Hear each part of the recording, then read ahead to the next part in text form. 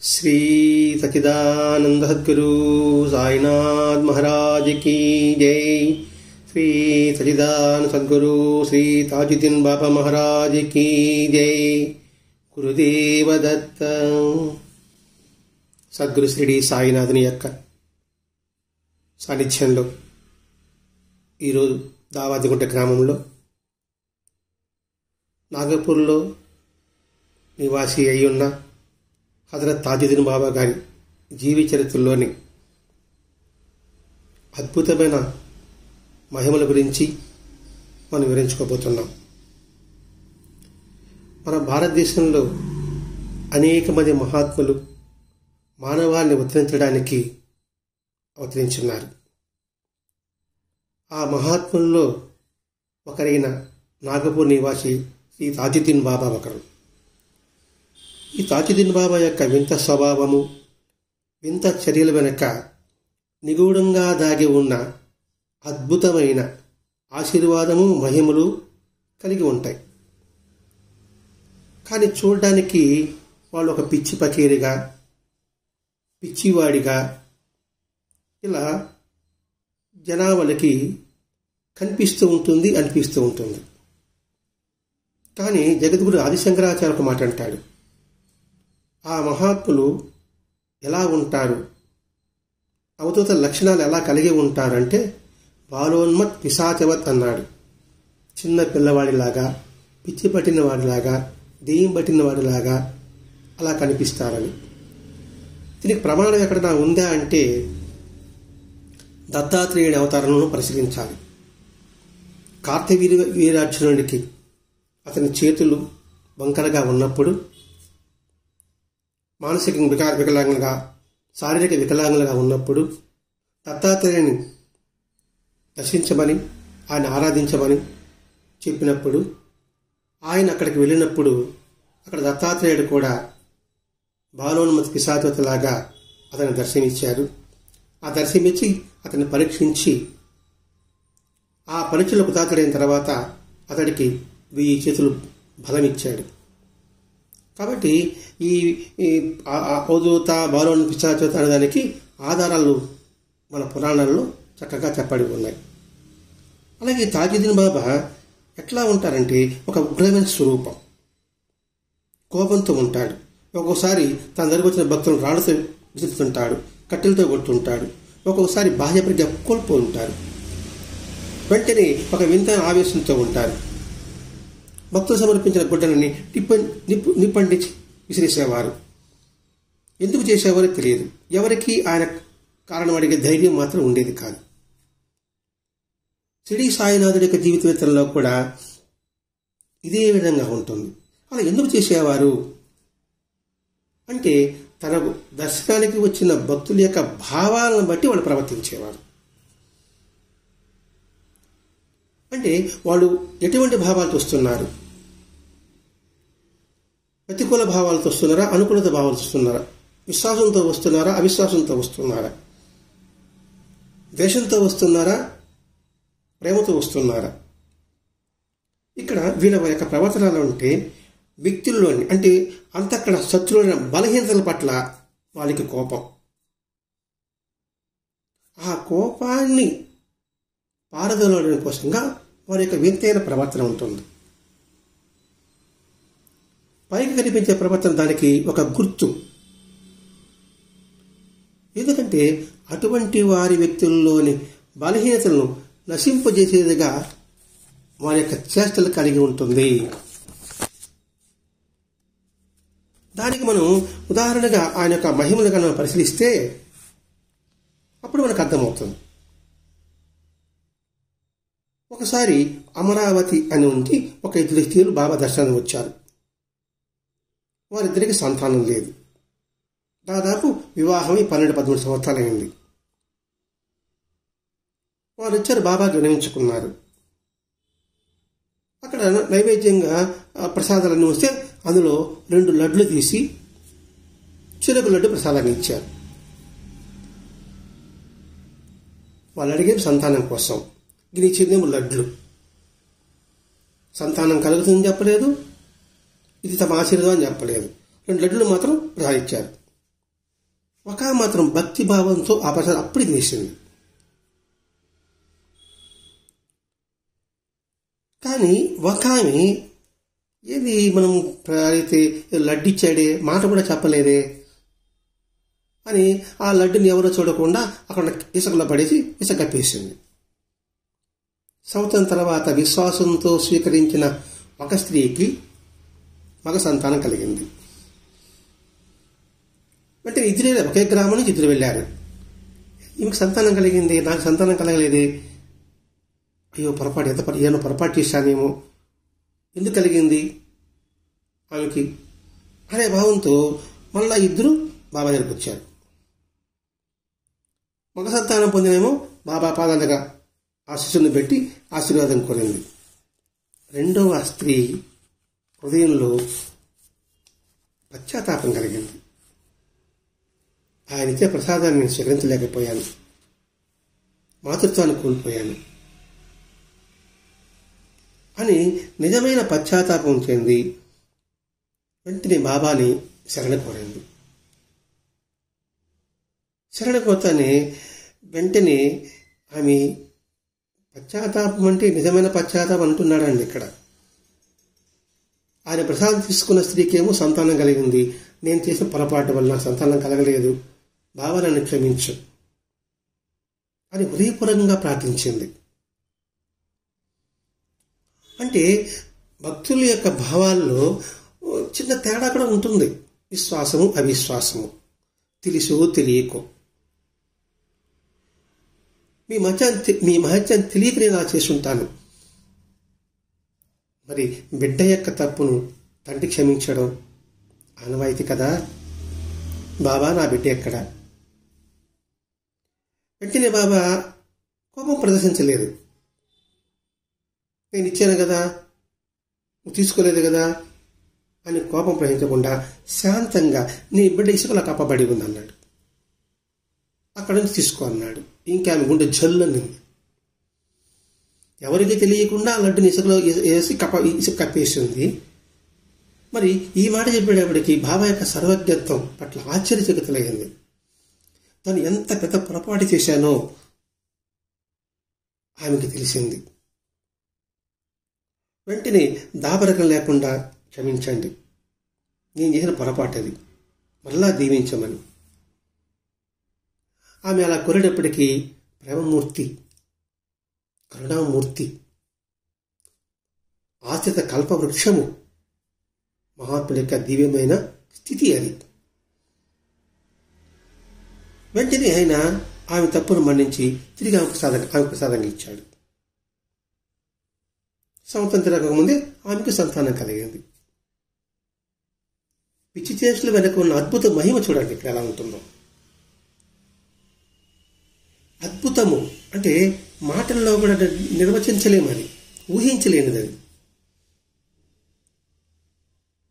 ఒకసారి పండ్ల వ్యాపారం చేసుకునేవాడు బాబా దగ్గరికి వచ్చాడు. పేదలకి అన్నదానం చేయాలని మొక్కుకోవడం వల్ల అక్కడ బాబా దగ్గరికి వచ్చి వంటకు అన్ని ఏర్పాట్లు చేశాడు. పాత్రలు పెట్టారు, వంట పొయ్యిలు వెలిగించారు. ఇందులో అప్పుడు బోరున వర్షం కురిసింది, మంటలన్నీ ఆరిపోయాయి. ఎంతగా వచ్చిందంటే పొయ్యిలో కట్టెలు తేలడం మొదలుపెట్టాయి. అంటే ఏంటి, ఇంచుమించు ఆ పొయ్యికి మోకాల్లో తిండి వచ్చి ఉండాలి ఆ చుట్టుపక్కలంతా కూడా. అయ్యో నేను ఇలా వచ్చిందే, సరే మళ్ళా నీళ్ళు తగ్గిన తర్వాత మళ్ళీ ఒక పొయ్యి ఏర్పాటు చేద్దాం అనుకుంటున్నాడు. ఇంకా మళ్ళా వంటలు తయారు చేద్దాం అనుకుంటున్నాడు. ఇంతలో బాబా దగ్గరికి ఒక ఖైదీని తీసుకొచ్చారు. తీసుకొచ్చిన తర్వాత అతడు బాబాను దర్శించి పెద్దగా ఏడుస్తూ, ఓ దయామయ్య, నన్ను గురిదీయబోతున్నారు, తీవ్ర నా ఆఖరి కొర అడిగారు, నేను మిమ్మల్ని దర్శించడానికి తీసుకువెళ్ళమని చెప్పాను, దయతో నాకు విడుదలకు ఏర్పాటు అనుగ్రహించాను అన్నాడు. ఎట్లా ఉంటుందండి? ఉరిశిక్ష నిర్ణయం అయిపోయింది, చివరి కోరిక. చూడండి, పూర్వజన్మ సుకృతమందామా.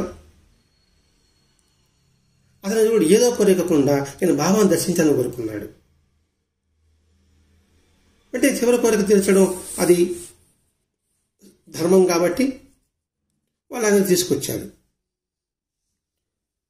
వెంటనే ఈ బాబా అన్నాడు, ఈ ఖైదీని తీసుకుని వంటగది తీసుకొని పోయి శుచిగా భోజనం పెట్టమన్నాడు. వాళ్ళు భయపడిపోయారు. వంట మొత్తం ఆరిపోయింది, పొయ్యి అంతా ఆరిపోయింది. అది ఇంకే వంట ఉడుకుంటుంది అక్కడ? అది చెప్పడానికి వాళ్ళకి ధైర్యం చాలే. వెంటనే నా ఖైదీని తనతో పాటు వంటగదిలో తీసుకెళ్లాడు తాజుద్దీన్ బాబా. ఆ అన్నం గుడి ఆరిపోయిన అన్నం గుడి యొక్క మూతని తీశాడు. తీస్తే లోపల చక్కగా వేడివేడిగా పదార్థాలు ఉన్నాయి. ఏంటి, నిప్పు లేదు, అక్కడ ఏమీ లేదు, కట్టెలని ఆరిపోయినాయి. ఇది పెట్టగానే మరి ఎలా అంత వంట తయారైంది? అక్కడున్న వారికి అందరూ ఆశ్చర్యానికి అంతు లేకుండా పోయింది. ఆ ఖైదీకి ఒక్కడికే కాదు, అక్కడికి వచ్చే ప్రతి ఒక్కరికి భోజనం తీసుకున్నారు. భోజనం పెడిన తర్వాత నీకెందుకు శిక్షపడింది? నా దగ్గర పనిచేసే నౌకరు ఒకడు మా ఇంట్లోనే పొరపాటు చేశాడు, అతను నేను కొట్టాను, కొట్టకుండా సరిపోయాడు, అందువల్ల నాకు శిక్ష పడింది. వెంటనే బాబా అన్నాడు, నువ్వు పైకోర్టుకు అప్పీల్ చేసుకో, నీకు విడుదల లభించగలదు. అలా చేశాడు, అతడు విడుదలయ్యాడు. ఎంతటి అద్భుతం అంటే ఇది! వృష్టి పడిపోయేది ఖైదీకి వెంటనే ఆఖరి కోరిక ఈడకి రావడం. అదేం చేశాడు, తన నౌకరు పొరపాటు చేశాడు. ఆ పొరపాటు క్షణిక ఆవేశం. అది అంటే ఏంటి, అతన్ని కొట్టాలని, అతన్ని చంపాలని అతనిలో హృదయపూర్వకంగా లేదు. ఈ కాసు ఉంటుంది అన్నమాట. దీన్ని పట్టుకొని హైకోర్టు వారు అతనికి క్షమాభిక్ష మొదలుపెట్టారు. ఇలా 1-2 అంటే ఇక్కడ నిజమైన పశ్చాత్తాపం కలిగి ఉంటే భగవంతుడు ఎప్పుడూ కూడా మనం అనుగ్రహిస్తారు. ఇప్పుడు ఆ ఇద్దరు స్త్రీల్లో ఒక స్త్రీకి సంతానం లేకపోతే ఆ నిజమైన పశ్చాత్తాపం, ఈ ఖైదీ నిజమైన పశ్చాత్తాపం.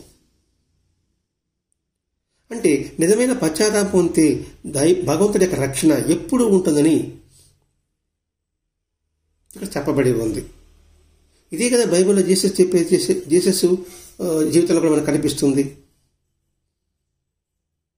పాపం రక్షించడానికి నేను వచ్చాను అంటాడు ఆయన. పాపాత్ముల్ని మనసు తీసుకుపోవడానికే నేను వచ్చాను అంటారు అనేక మంది మహాత్ములు. అందుకే ఇక్కడ తాజుద్దీన్ బాబా భక్తులకు ఆధ్యాత్మిక శ్రేయ చేకూర్చడమే కాకుండా ఇతరుల్లో అవినీతి వల్ల నష్టానికి గురైన భక్తులు కూడా ఆ నష్టాన్ని సహితంగా పూరించే సంఘటనలు ఎన్నో ఉన్నాయి. ఒకసారి ఒక మిఠాయి దుకాణం నుండి మిఠాయి దొంగిలించాడు ఒకడు. కొంచెం దొంగిలించిన తర్వాత అతను పరిగెత్తుకొచ్చి బాబా కళ మీద పట్టాడు నిజమైన పశ్చాత్తాపంతో. ఇది పొరపాటు తప్పు చేశారని. ఎందుకు చేసుకుంటాడు అంటే క్షుద్బాధ తట్టుకోలేక కావచ్చు, పేదరికాన్ని భరించలేక కావచ్చు, కుటుంబాన్ని పోషించలేక కావచ్చు, ఏ పని దొరకక కావచ్చు, తన పిల్లలకి ఆహారం దొరకపోవడం కావచ్చు, అందుకని ఆ మిఠాయి దొంగిలించడం కావచ్చు. అంటే ఇక్కడ అది చెయ్యాలి అని చేయకుండా అవసరానికి చేసి ఉండొచ్చు. అట్లా ఎంత దొంగతనం చేస్తారమ్మా? అవసరానికి చేయకుండా ఇతరులు హింసించాలనే బాధ చేయడం కూడా కొన్ని దొంగతనాలు ఉంటాయి. వెంటనే నువ్వు వచ్చిన పని పూర్తయింది, ఇక వెళ్ళన్నాడు. వెంటనే ఆ దుకాణదారుడు వచ్చాడు. అయ్యా బాబు, నాకు నష్టం జరిగింది, నా షాప్ను కొల్లగొట్టేశారు. బాబా ఏం చెప్పాడు, శాంతంగా నువ్వు ఇంటికి వెళ్ళి కూర్చో అన్నాడు. ఇదేంద్ర ఇది, బాబాని చెప్పడానికి నేను వస్తే అది విన్నాడో లేదని నాకు తెలియడం లేదే. సరే ఇంక బాబా వస్తానే ఆ మాట అన్నాడు అనేసి ఇంటికి వెళ్ళి ఆజ్ఞానుసారం వెళ్ళి బాబా చెప్పినట్టుగా పోయి వెళ్ళి అంగట్లో షాప్లో కూర్చున్నాడు. అప్పటికి అక్కడ ఉన్న 4-5 బుట్టలు దొంగతనం పోయింది. కొత్త 2 బుట్టలు ఉన్నాయట. ఆ 2 బుట్టలు వ్యాపారం చేస్తూ ఉంటే ఎంత అమ్మినప్పటికి కూడా ఆ బుట్టల్లో ఆ మిఠాయి అలాగే ఉంది. సాయంకాలం అయ్యేటప్పటికీ 4 బుట్టలకు అమ్మితే ఎటువంటి పైకం లభిస్తుందో అంత పైకం 2 బుట్టలు అమ్మితేనే అంత పైకం వచ్చింది. ఇది బాబా యొక్క దైవ కృప, బాబా యొక్క అద్భుత మహిమ. అంటే బాబా యొక్క దివ్య శక్తులు ప్రకృతిని సైతం సాధించే విధంగా కూడా ఉంటాయి. ఎందుకంటే పంచభూతాలు వారి అధీనంలో ఉంటాయి. మహాత్ములు త్రికర శుద్ధిగా ఏది మాట్లాడినా ఏది చెప్పినా ప్రకృతి శక్తి దాన్ని పాటిస్తుందని శాస్త్రం. ఇంతకు చెప్పుకున్నాం, నిప్పులని పొయ్యి మీద బాబా ఆజ్ఞాపించినంత మాత్రాన్ని వంట ఎలా తయారైందని. ఒకసారి ఆ ఊళ్ళో బాగా క్షామ పరిస్థితి ఏర్పడింది. వర్షాలు లేవు, పంటలు లేవు. వీళ్ళేమో నాటడానికి ప్రయత్నం నాటారు, పొలంలో నారు పోశారు. వర్షం ఒక్క చుక్క పడలేదు. సమయం మించిపోతుంది. వెంటనే బాబాని ప్రార్థించారు. అప్పుడు బాబా చూడండి అద్భుతమైనది, ఒక కుండలో నీరు తెప్పించాడు. ఆయన ఆ నీటిని 5 నిమిషాల సేపు బొట్లు బొట్లుగా అక్కడున్న ఆయన పొయ్యిలో చల్లాడు. చల్లగానే నీళ్లు తెచ్చాడు, అక్కడ పొయ్యిలో చల్లాడు. వెంటనే ఆకాశం మేఘావృతమైంది, కావాల్సిన వర్షం కురిసింది. ఇప్పుడేదో సైన్స్ చేస్తారే, మేఘమదనం చేసి వర్షం రప్పించే విధంగా మాత్రం కాదు. సంకల్పం మాత్రాన్ని అద్భుతమైన మహిమలు అక్కడ జరిగిపించాడు తాజుద్దీన్ బాబా. 1-2 అంటే ఎందుకు ఇట్లాంటి మహిమలు, అద్భుతమైన మహిమలు అంటే మనుషులలో వాళ్ళలో భక్తిభావం పెంపొందించాలి. 2వది త్యాగగుణం అలవాటు చేయించాలి. మన దగ్గర ఎవరైనా సహాయానికి వస్తే మనకు తగినంతగా, మనకు తోచినంతగా ఇతరులకు సహాయపడగలగాలి. ఇవన్నీ ఉంటుందండి. లేకపోతే సంతానం లేని వానికి సంతానం కలిగించే ఆ సంఘటన కావచ్చు, ఖైదీని రక్షించడం కావచ్చు, వర్షం కురిపించడం కావచ్చు. అంటే మన వద్దకు ఎవరైనా సహాయం కోసం వస్తే మన చేతనంతగా వాళ్ళని ఆదరించు అనేది మనం ఇక్కడ అంశం గుర్తుపెట్టుకోవాలండి. ఒకరికి ఎందుకంటే చనిపోయేవాడిని బతికించిన సందర్భాలు కూడా ఉన్నాయి తాజుద్దీన్ బాబా చేతుల్లో. ఒకసారి పంజాబ్ నుంచి ఒక మేలుజాతి బర్రెను తెచ్చుకున్నాడు ఒకడు, రామ్ గులాం పాండే అతడు. ఆ పశువు అంటే చాలా ఇష్టం. ఆ త్వరలోనే ఒక దూడను వేస్తుందని దూడ కలిగింది దానికి. అలా పుట్టగా చనిపోయింది. ఒక మేలుజాతి బర్రెడకు తీసుకొచ్చాడు, పంజాబ్ని తీసుకొచ్చాడు. అంటే దాని మీద అత్యంత ప్రేమ, బాగా పాలిస్తుందనో. వెంటనే దూడ వేస్తేనే అది చనిపోయింది. అయ్యో ఇంత దూరం తీసుకొచ్చానే, దూడ చనిపోయింది, నా పరిస్థితి ఏంటి అని బాధపడుతూ ఉంటే ఒకడన్నాడు, తాజుద్దీన్ బాబా దగ్గర తీసుకోబో, ఆయన చనిపోయిన వాడిని ఎంతమంది బతికించినారు, ఇంక నీ దూడను బతికించడం ఒక లెక్క అని చెప్పటికి ఆ దూడను బొట్టలో పెట్టుకొని బాబా దగ్గరికి వెళ్ళాడు. అక్కడ చెప్పిన వాళ్ళు ఏంది తమాషాగా చెప్పారు, తాజు వదిలిపోరా నన్ను దూడ బతికిస్తాడని. సరే, ఒక పక్కేమో ఇంతకుముందు బతికిన సందర్భాలు ఉన్నాయి అది విన్నాడు, ఇప్పుడేమో వీళ్ళు ఎగతాళిగా చెప్తున్నారు. నిజంగా బాబా బతికిస్తాడా లేదా అని సందేహిస్తూనే బాబా దగ్గరికి వెళ్ళాడు. బాబా దగ్గరికి వెళ్ళి ఆ బుట్టలోంచి ఆ దూడ అని పెడతానే ఒక్క తను తిన్నాడు బాబా. ఎవరిని? దూడను. తంతానే తిరిగి లేచి పరిగెత్తడం మరిగించింది. కాబట్టి నిల్చుంది. అక్కడ చూసేవాళ్ళకి అది ఆశ్చర్యం. ఏమిటి ఆయన కాలుతో తంతే దూడ జీవించడం ఏమిటి? ఒకటి మహాత్ముల యొక్క పాదస్పర్శకి అంతటి ప్రభావం ఉంటుంది. ఇది ఎంతవరకు సబబు నిజమా అని ఆలోచిస్తే మనం భాగవతంలోకి వెళ్ళాలి. బాలకృష్ణుడు బాల్యచేష్టల్లో ఆ బాలకృష్ణుడు సంహరించాలని శకటాసురుడైన రాక్షసుడు బండి రూపంలో, చక్ర రూపంలో వస్తాడండి. మనం భాగవతం చదవకపోయినా శ్రీకృష్ణ మహిమలు సినిమా చూసుంటాం, అదే నాటకాలు చూసుంటాం.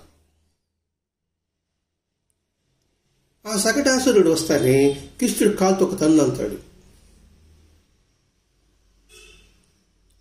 ఆడి పాదస్పర్శ తగలగానే అతడు ముక్తి పొందాడు. శకటము అనేది మన శరీరము, 2 చక్రాల పాపము పుణ్యము.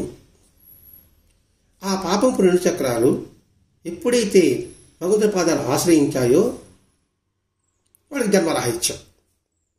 పాపము లేదు, పుణ్యము లేదు. అలాగే ఇక్కడ బాబా యొక్క పాద స్పర్శ ఆ చనిపోయిన ఆ దూడగా తగలగానే అది లేచి నిల్చుంది. అందుకని మహాత్ముల యొక్క పాదసేవ, మహాత్ముల యొక్క సందర్శనము, మహాత్ముల యొక్క సాన్నిధ్యము హృదయపూర్వకంగా మనం సేవించగలిగితే మనకు ఎటువంటి ముక్తి లభిస్తున్న విషయం ఇక్కడ మనకు అర్థమవుతుంది. ఇట్లా కూలిపోకుడు వచ్చాడు అంటే ఒక అంగవైకల్యం అనుకుందాం. ఒకసారి ఒక మారవాడి ఢిల్లీ నుంచి వచ్చాడు. అతని కాళ్ళు 2 చచ్చుపడిపోయినాయి.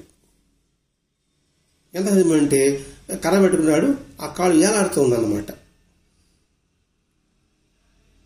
వెంటనే బాబా దగ్గరికి వచ్చేసి కర్రలు తీసి వెళ్ళకి పాకుతూ ఆయన దగ్గరకు వచ్చాడు. వచ్చాడు. బాబా ఎలా ఉన్నాడంటే కోపావేశంలో ఉన్నాడు. ఇంతకుముందు చెప్పుకున్నాం, వాళ్ళకి వింత చర్యలు, వింత స్వభావాలు, వింత మహిమలుగా ప్రకటమవుతుందని. ఆయన కోపంతో ఉన్నాడు. సరే, ఆయన కోపంతో ఉన్నాడు, ఆయన దగ్గరికి వచ్చాం, ఆయన శరణడానికి వచ్చాం అంటూ మెల్లగా పాగుతూ చిన్నపిల్లవాడిలా దోగాడుతూ ఆయన వెళ్ళాడు.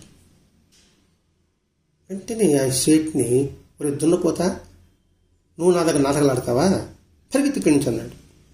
ఒక కాలుతో ఒక్క దెబ్బ కొట్టాడు. అక్కడ అసలు బాబా మొక్కల కోపావేశం చూసి తనకు కాళ్ళు ఉందా లేదనే భావనలు కూడా లేకుండా అక్కడి పరిగెత్తాడు.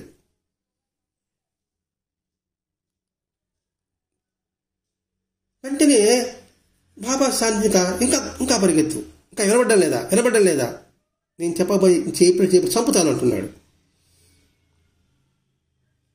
పరిగెత్తి ఇంకా తంతానంటున్నాడు. లేచి నిలబడ్డాడు, పరిగెత్తాడు, ఇంకా ఫాస్ట్గా పరిగెత్తాడు, కాలు కొద్ది పరిగెత్తాడు, అంటే శక్తి కొద్ది పరిగెత్తాడు. కాలు ఎలా చూస్తున్న వ్యక్తి బాబా యొక్క పాదస్పర్శ తగలగానే ఎంత అద్భుతమైనవండి. అంటే బాబా యొక్క అద్భుత మహిమలు కోపల్లలు. ఒకరోజు డిప్యూటీ కమిషనర్, ఇది బాగా వింత అనుభవం. ఇదైతే ఈ బాబా చేసే అనేక మహిమలు ఎన్నో రకాలుగా విన్నాడు. అతడు నాగపూర్లో ఒక డిప్యూటీ కమిషనర్గా వచ్చాడు.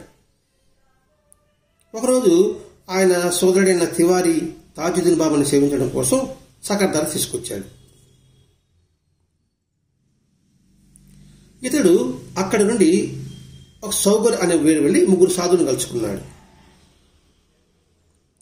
మాట సందర్భంలో తాజుద్దీన్ బాబా గొప్ప మహిమ కలవాడండి, ఆయన గొప్పతనం గురించి డిప్యూటీ కమిషనర్ ఆ సాధువులతో చెప్పాడట. ఆ సాధువుల హిందూ సామ్రాజ్యం చెందినవారు. ముస్లిం మహాత్ములు చెప్తారంటే వాడి ప్రతి విని వినకుండా ఉన్నారు. ఆయన ముస్లిం కదా, ఆయన గురించి మనం వినడం ఎందుకని. ఈతో తాజుద్దీన్ బాబా శ్రీరాముడిగా శంకరుడిగా దర్శనం సంగతి కూడా వాడు చెప్పాడు. వాళ్ళు పెద్దగా పట్టించుకోలేదు. ఆ రోజు రాత్రి ఇది కళ వచ్చింది. ఆ కళలో ఇతను తాజుద్దీన్ బాబా దగ్గరికి వస్తున్నాడు.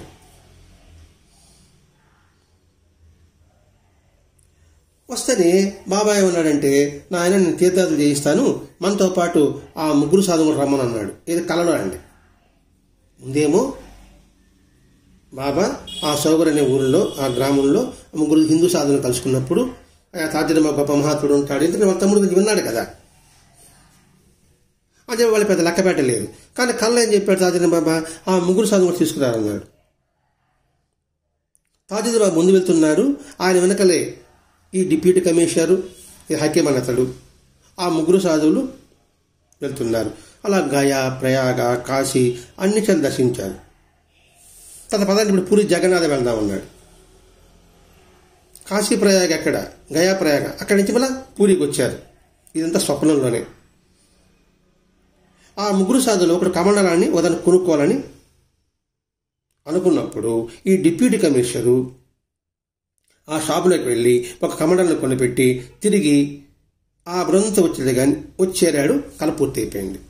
ఇవన్నీ కళలో జరిగింది. మరునాడు ఈ కళ చెప్పడానికి తాజుద్దీన్ బాబా దగ్గరికి వెళ్ళాడు. ఎవరికి ఈ కళ చెప్పడానికి? తాజుద్దీన్ బాబా దగ్గరికి కదండి, ఆ ముగ్గురు సాధువుల దగ్గరికి వెళ్ళారు. చూసారా, నేను మీరు ముస్లిం అనుకున్నారు, చూడండి కళ్ళలో మిమ్మల్ని తిడుకురమ్మన్నాడు, గయా, కాశీ తీర్థయాత్ర, పూరి జగన్నాథ్ చూపించాడు అని అక్కడికి ఆ సాధువు దగ్గర వెళ్ళేటప్పటికీ ఆ ముగ్గురు అక్కడి నుంచి వెళ్ళిపోయినారు.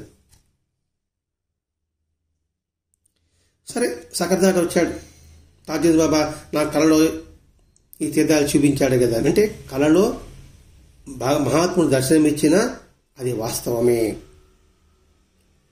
మనం చూడండి, కళలు అంటాం, ఆ కళలోనే అనేక ప్రదేశాలు దర్శించుంటాం, కానీ ఆ దర్శించిన భావం, అనుభూతి మనకు అలాగే నిలిచిపోతుంది కదండి, అది అలాగే కనబడుతుంది కదండి.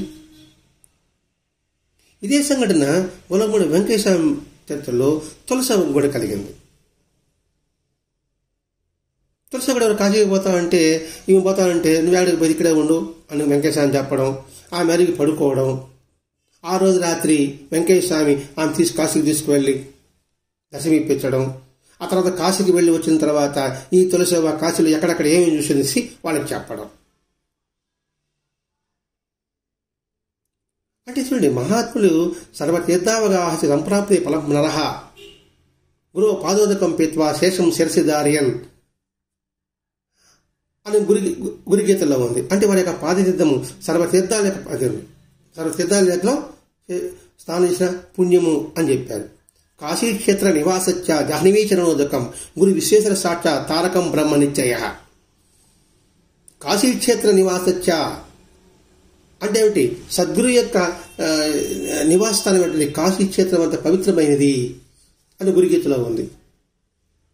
చూడండి, ఇవన్నీ మన భద్రభద్ర మాస్టర్ గారు మనకి ముందుగా గురుగీతల ద్వారా మనకు అందించున్నాడు. అంటే అండి, కాశీక్షేత్రం పవిత్రమైనది వారి యొక్క నివాసం. అలాగే తాజుద్దీన్ బాబా స్వప్నంలో కనిపించాడు, తీర్థయాత్ర చేయించాడు. తన కృతజ్ఞతాపూర్వకంగా ఇతడు బాబా దర్శనానికి వచ్చాడు. వస్తేనే ఆ ముగ్గురు సాధువులు అక్కడ ఉన్నారు. ఎంత విచిత్రం! ఆ ముగ్గురు సాధువులు బాబాని పెద్దగా పెద్దగా పట్టించుకోలేదు. కానీ ఈ హకీం అనే అతను ఆడు వచ్చేటప్పటికీ ఆ ముగ్గురు సార్లు అక్కడ ఉన్నారు. ఆశ్చర్యానికి అంతు లేదు. ఇంకా ఆశ్చర్యం ఏంటంటే, రాత్రి కళ్ళలో ఆ సాధు కొనిపెట్టిన కమండలం వాళ్ళ చేతిలో ఉంది. ఇంకా ఆశ్చర్యం వేసింది అతనికి. వెంటనే గబగబ వెళ్ళి, నీకు ఈ కమండలం ఎక్కడిదని అడిగాడు. ఎవరిని? ఆ సాధువుని. అదేంటి, అప్పుడే మర్చిపోయావా? నువ్వే కదా జగన్నాథులో నాకు ఈ కమండలం కొనిపెట్టావు. ఎట్లా ఉంటుందండి ఈ మహిమ వింటుంటే? ఇది కళలో, అది కళ అనుకున్నాడు, కానీ వాస్తవంగా దర్శింపజేశాడనే విషయానికి తాజుద్దీన్ బాబా స్పష్టంగా తెలియజేస్తున్నాడండి ఇక్కడ. తప్పిపోయిపోతున్నాడు. ఇక్కడ ఏది అర్థమే కావడం లేదు. ఆ సాధులు బాబా గురించి చెప్తే ఏమో వాళ్ళు పట్టించుకోకపోయారు. కళలో ఏమో బాబా వాళ్ళని తీసుకురమని తీర్థాలు చేయించాడు. ఆ కళ పూరి జగన్నాథ్లో తన కమండలో ఒకటి కొలిపెట్టాడు. అది కళే కదా అనుకున్నాడు. ఇక్కడ ఈయనలోకి వచ్చేటప్పటికి, వాస్తవంలోకి వచ్చేటప్పటికి బాబా దగ్గర ఆ సాధువులు ఉన్నారు. వాళ్ళు ఉండడమే కాకుండా వాళ్ళ చేతిలో తన కళలో కనిపెట్టిన కమండలం చేతిలో ఉంది. వాళ్ళు అడిగితే నువ్వే కదా కొనిపెట్టామన్నారు. మరి అది కళ అన్నామా, వాస్తవం అందామా? అంటే మహాత్ములు మనకి కళలో దర్శనమిచ్చినప్పటికి కూడా అది అవాస్తవం కాదు, కళ కాదు, వాస్తవమే. వారి యొక్క అనుగ్రహంతోనే వాళ్ళు మనకి స్వప్నంలో కూడా దర్శనమిచ్చి అది వాస్తవం అని నిరూపణ చేస్తున్నారు. ఈ విషయం షిరిడి సాయిబాబా చరిత్ర చాలా ఉంటుందండి. మహాత్మ చరిత్ర అన్నింటిలో అలాగే ఉంటుంది. వెళ్ళి తాజీద్ బాబు అన్నాడు, ఓ లక్షాధికారా, 2 రూపాయలు చేసే కమండరాని 9 రూపాయలు ఇచ్చి ఎందుకు కొనుక్కున్నావు? వెంటనే ఈయన కనిపించి, నాకు వచ్చేది కళ కాదు, మామూలు కళ కాదు, బాబా యొక్క మహిమతో నాకు ఆ కాశీ క్షేత్ర దర్శనం చేయించాడు. వెంటనే ఇది చెప్పుకుంటే బాగానే ఉంటుందండి, కానీ అది మనం హృదయపూర్వకంగానే మనం దర్శించగలిగితే ఒళ్ళు గగురిపిస్తుందండి. కళ విషయం చూడండి, ఆయన అద్భుతమైన ఎలా ఉంటుంది చూడండి. ఇక్కడ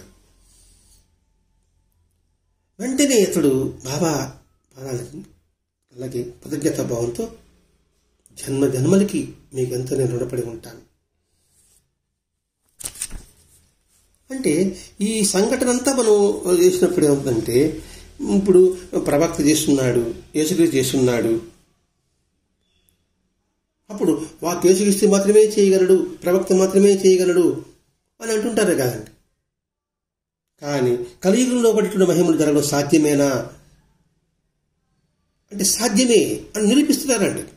ఇప్పుడు తాజుద్దీన్ బాబా అంటే ఎప్పటివాడు? యేసుక్రీస్తు అంటే 2000 సంవత్సరాల ముందర యేసుక్రీస్తు ప్రవక్త అనుకోండి. ఇప్పుడు తాజుద్దీన్ బాబా ఏ సంవత్సరం ఉన్నాడు? 19వ శతాబ్దంలో ఉన్నాడు. బాబా జీవించిన సమకాలికుడు, బాబాతో జీవించిన సమకాలికుడు అంటే దాదాపు ఇప్పుడు లెక్కేసుకుంటే 100 సంవత్సరాల ముందర, మనకి 100 సంవత్సరాల ముందు వేసుకుందాం. తాజుద్దీన్ బాబా జీవితంలో ఆయన చేసిన వేలాది మహిమలు లక్షల మంది ప్రజలు చూశారు. ఇప్పుడు 100 సంవత్సరాలు అనుకోండి, అప్పుడు చూసిన వాళ్ళు ఇప్పుడు 80 సంవత్సరాలు ఉండే వాళ్ళు ఉంటారు కదండి, అప్పట్లో 20 సంవత్సరాలు ఉన్నవాళ్ళు. అందుకండి భారతీయ మహాత్ములంతా కూడా అటువంటి లీలలు అసంభవం కాదని నిరూపించారు. అందుకే మన భారతదేశం తపోభూమి, పుణ్యభూమి, అనేక మంది మహర్షులతో మహాత్ములతో నడియాడిన గొప్ప ప్రదేశము. అందుకే ప్రపంచంలోకంతా ఒక ఇల్లు అనుకుంటే భారతదేశం ఒక పూజా మందిరము. ఇలా ఒకటా రెండండి, అనేకమైన అద్భుత మహిమలు ఆ నాగపూర్లో అందరికీ అందించి, అందరికీ పంచి, విశ్వాసం ఉన్నవాళ్ళ, విశ్వాసం లేని వాళ్ళ, విశ్వాసంతో వచ్చిన వికీలురా, అంగవైకల్యం కలిగిన వాళ్ళు చనిపోయిన బతికించడం, నిజమైన పశ్చాత్తాపంతో శరణ పొందిన వారిని రక్షించడం, ఇట్లా అనేకమైన మహిమలు ఆ నాగపూర్లో ఆయన అందరికీ అందించి గొప్ప మహాత్ముడిగా కీర్తి పొంది అందరినీ సన్మార్గంలో ప్రవేశింపజేసిన తాజుద్దీన్ బాబాకి హృదయపూర్వకంగా నమస్కారం తెలియజేసుకుంటూ, అనేకమైన మహాత్ములు అందించిన ఆచార్య కళా భరద్వాజ మాస్టర్ గారికి శిరస్సు వంచి కృతజ్ఞతలు తెలియజేసుకుంటూ స్వస్తి. శ్రీ సచ్చిదానంద సద్గురు సాయినాథ్ మహారాజ్ కీ జై. శ్రీ సచ్చిదానంద సద్గురు శ్రీ తాజుద్దీన్ బాబా మహారాజ్ కీ జై. గురుదేవ దత్త.